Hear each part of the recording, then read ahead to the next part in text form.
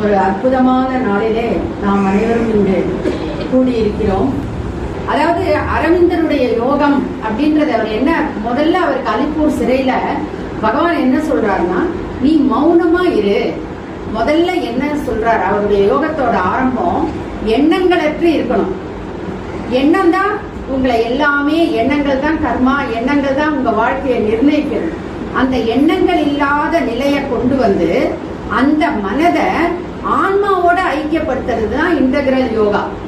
அவருடைய பாதை அதுதான். இப்ப நம்ம எல்லாம் என்ன சொல்றோம், நம்ம பிரபஞ்சத்தோட இணைக்கிறது யோகா. நோ, அரவிந்தருடைய யோகம் வந்து எண்ணங்களற்ற மனதை ஆன்மாவுடன் இணைத்து, ஆன்மா தான் பிரபஞ்சத்தோட இணையணுமே தவிர நாட் தட் நம்ம மனசு இல்ல, மைண்ட் வித் பிரபஞ்சம் இல்ல, மைண்ட் வித் ஆன்மா. ஆன்மா தான், ஜீவாத்மா தான் பரமாத்மாவோட இணையணும். That is integral yoga.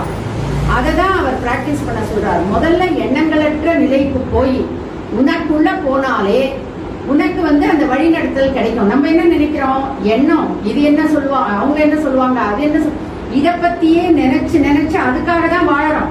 அதனாலதான் கஷ்டம். எப்ப கஷ்டம், இந்த எண்ணங்களுக்கான பாதையில நம்ம போகும்போது கஷ்டம். எண்ணங்களற்ற நிலையில ஒரு பாதை கிடைக்கிறது இல்ல. இப்போ அரவிந்தரே மௌனம் சாதிச்சதுக்கு அப்புறம் தான் கிருஷ்ணர் பேசுறது அவர் கேட்க முடியாது. கிருஷ்ணர் பேசி நம்ம எல்லாருக்கூடையும் தெய்வம் பேசினா இருக்கு. ஆனா நமக்கு அது கேட்கல. ஏன்னா நம்மளுடைய எண்ணங்கள், நம்மளுடைய குணங்கள் எல்லாமே வெளிப்புறமா தான் இருக்கு. அதை உள்முகமா திருப்பது தான் அரவிந்தருடைய யோகம். அது இந்த நாள்ல அதை பத்தி எனக்கு கொஞ்சம் சொல்ல வாய்ப்பு கொடுத்தமைக்கு நன்றி செலுத்தி வணக்கங்கள்.